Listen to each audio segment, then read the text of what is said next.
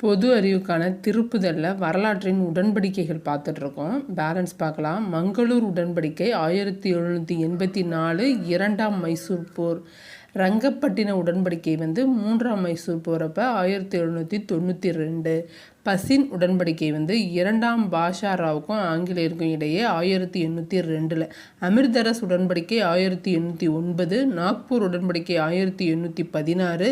பூனா ஒப்பந்தம் 1817. மான்சோர் உடன்படிக்கை 1818. லாகூர் உடன்படிக்கை 1846. காந்தி இர்வின் உடன்படிக்கை 1931. இது காந்திக்கும் இர்வின்கிறவருக்கும் இடையே இருக்கும். பூனா ஒப்பந்தம் காந்திக்கும் அம்பேத்கருக்கும் இடையே 1932. பூனா ஒப்பந்தம் 2 தடவை வரும். 32 தான் காந்தி அம்பேத்கர் இடையே.